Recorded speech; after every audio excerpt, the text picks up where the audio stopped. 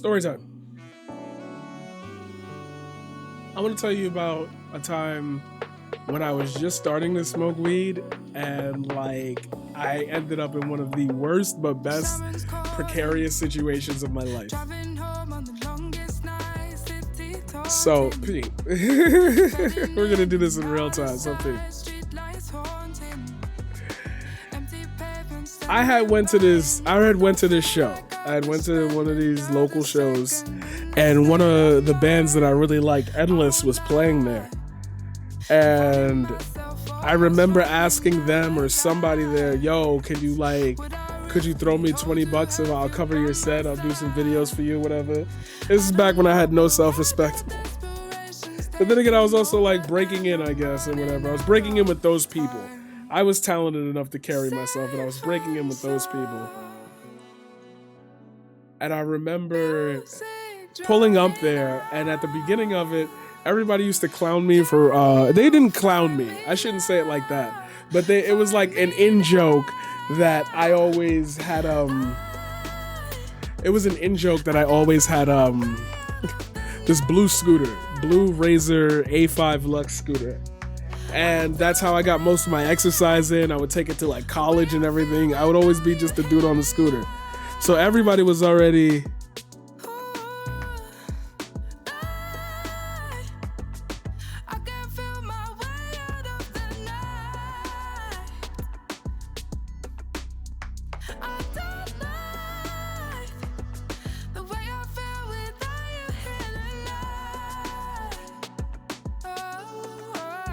So like, I was already in a weird headspace then, but then some of the people that like, not that I used to not hang out with or whatever, but like some of the people at the show, they were all like, "Yo, we're about to roll up. Do you want to come smoke? Because you just started, you said you smoke now, right?" And I was like, "Sure," because you know, the last few times I smoked, I felt very like elated and nice for the entire time. You know, I was like, I'll take a hit or two and I'll vibe, you know? It'll be a cool vibe being high, you know, at a show for the first time. Okay, I need to remind you though that I had just started smoking. I think that this was honestly, this might have been maybe my second or third time smoking. So I thought it was going to be the same as when I hit a bowl. It is indeed not the same as when you hit a bowl. A blunt that they had rolled is not the same as a bowl. This is when I learned that. And you know, they used to roll them that, I don't know if it was something nasty. It might have been a Dutch. It could have been a Dutch, but it felt like it was something cheap. Cause you know how motherfuckers roll they shits. And this was definitely before the time of people pulling out backwoods, at least in my circle. So we're not going in that direction.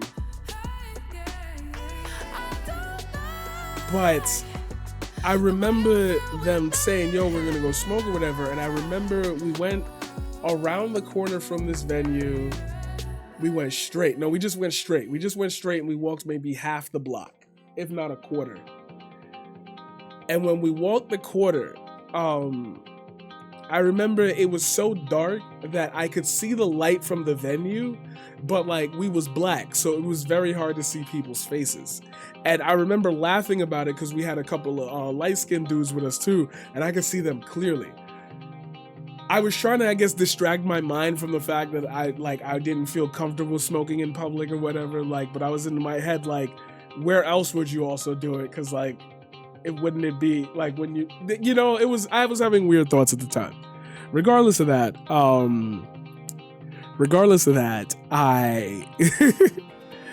I remember they were talking about some bullshit about some show and some person, and somebody had said something to me about like, "So what's up with you and so, and I was just like, "Yo, I've literally been around y'all for like a year, and most of the times y'all kind of harass me." Like, I don't know no answers, bro. Pass the weed. So they passed me the weed, and I remember it because it was one of those motherfucking blunts, bro. I don't know why people used to roll blunts like this, but like it wasn't a cone. It was like a fat stoogie line, and like the end was y'all know what type of blunts these are. Y'all know the type of people who roll them. So it just felt ugly in my hand. But I was like, you know what? I'm gonna take a hit of it because you know that's what they rolled. I thought it was gonna be the same. It's that long back sour. It's that long deep back sour. You know, it's that sour. It's that Jamaica Ave sour. That OG. You either had OG Kush you had sour Kush or OG. You had I forget. I'm sorry. I'm mixing my strains up because now I know so many strains. They used the blood of 36 Dragons, didn't they? This that shit that shot Tupac level weed back in the day. That unfiltered. Whatever was on the block was working. That's all I'm gonna say. That was some real block work. And I just remember taking a couple hits of it, and I remember it would onset really fast. So like I was already like, oh, okay, I'm floating or whatever. But my ADHD had kicked in, and this is before I even knew I had it. I didn't even know that was a thing. Like, I knew it was a thing, but I thought ADHD meant something way different. I've heard of ADD and like all of that. You know, back then, ignorance.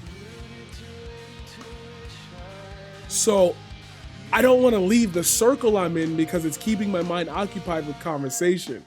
But I rarely ever stood while I was smoking, and I had a job to do that night. So the rotation keeps going around. It keeps going around, and now, you've got these people continually passing me this tobacco leaf with some of the strongest shit I'm ever gonna smoke. And I'm a brand new smoker. And so I siphed the whole blunt with them. When I tell you I was so woozy, I remember trying to cross the street, and I remember seeing a car coming. And I remember panicking in front of this car. Like, it had to have been going so slow, but it felt so rapid that I felt like I was getting PTSD from when I got hit by a car when I was younger. But like, it was so far away. It just felt like, yo, if I don't move, I'm never gonna get across this street. So I had to like will myself to move. I got stuck stoned in the middle of the street. Like, Medusa had hit me with the beautiful 7 rays, and I was in her gasp. I needed air, bro. And so I'm outside realizing I'm that clapped. I'm realizing I'm like that clapped.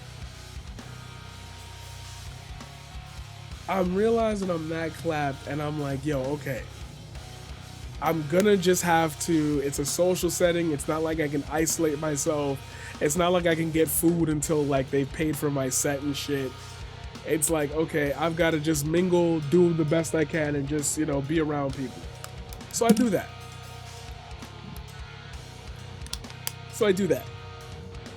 And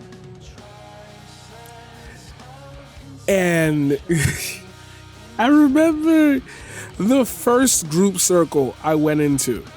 Yo, when I tell you, and I'm zooming in on purpose for this, when I tell you I remember it like it was yesterday.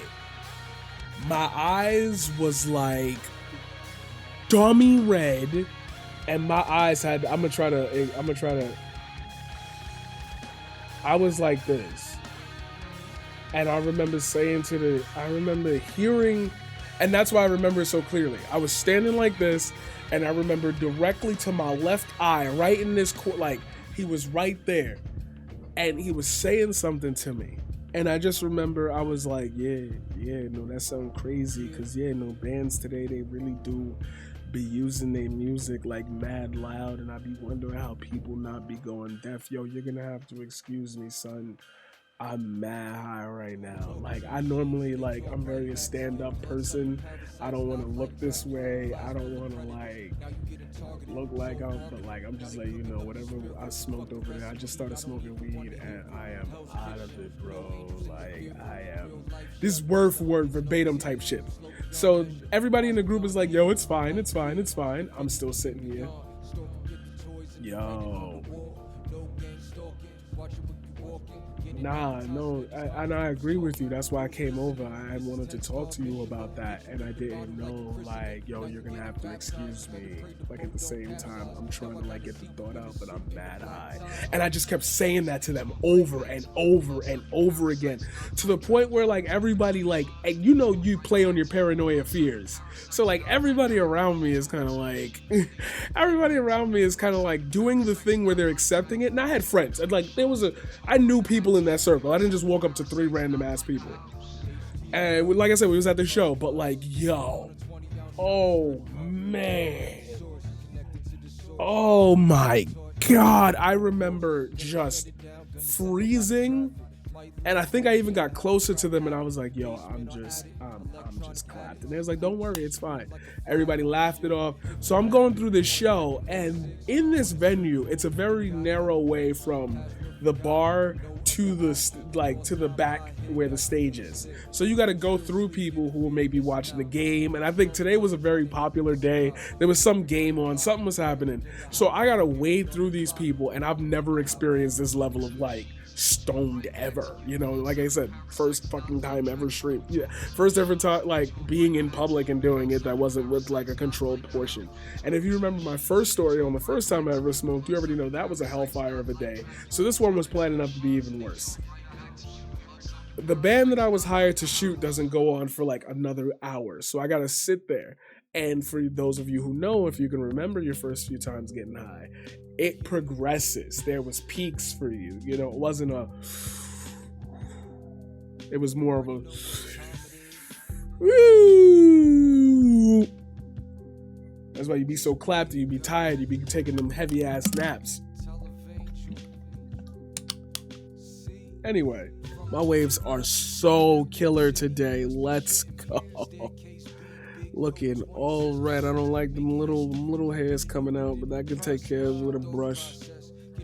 We're spinning today. Anyway, you don't care about that. You care about the video, the rest of the story. So I'm trying to have all these conversations at once. I'm just sitting there, yo, the music is dummy loud. I used to wear these big headphones, so like it was at least comforting to know that I wasn't gonna like lose myself. And when the band finally goes on, you thought when I had the conversation I spoke to you about that I remembered was bad, the rest of them were even worse. I was like, yo, there's no way to really fix this. I'm really hungry. I really need to get this like done with. I remember I even went in a Chinese restaurant and I told somebody, yo, cover me for $5. I got you when they pay me. And they was like, nah, I can't do that. Okay, buddy. All I'm going to say is this out loud to that person who did it, because like I said, Paradigm's always watching. I hope you're all right with your third baby mother still paying child support from your job that pay you $22 an hour. Just enjoy that struggle. I could have avoided a whole bunch of stuff if we had a conversation back then for $5, but enjoy literally only going home with $274 a month. Like, do you, bro? Anyway.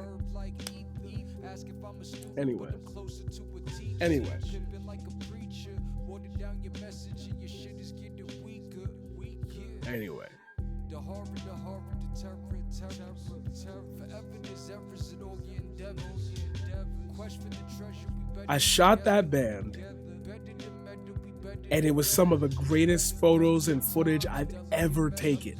I don't know what happened to me, but I remember because I got the footage. I can show you the footage, which I'm not going to do on YouTube for this segment. I'm going to do it just for my Twitch stream, because I do want to at least keep the experience separate, because live is like doing a thing, you know. It's the part of the thing, you know. But I remember just something clicked in me. I don't know if it could have been, let's be honest, it could have been maybe desperation, you know, I need money, I got to do a good job for them, but like something clicked in for me when it was time for me to like record, and it just came out. It wasn't shaky. It wasn't like I was like, whoa, I'm lost here. It was like steady, well exposed. Sound was good. Everything was just like, it was some of the greatest footage I shot at that time. And I just always go back on that, and that's why I want to tell this story today. I just always go back on that because Like even when I was my most impaired, like when it's time to work, when it's time to do art, I'm in that zone, and it really, that moment showed me that like even when like I have nothing left, I am still a talented human being who does have you know a thing about him. You know, there's still something in me that generates that, whatever mental chemical, whatever heart, body, lungs, whatever. It just, I always remembered that day and that event and that conversation, because it's like I went through all the stages of being born again, you know, and it helped me really find my craft. And obviously, as you know, now I have heart condition, so the weed keep me alive. So it's like, it's a whole like learning experience, knowing that the first and second times I smoked weed, I went through some of the most harrowing things you could ever do, existing in public and teaching kids, and like things went well. Things went well, things worked. And sometimes these stories remind me that like even in the deepest of waters, things will still work sometimes. See you later.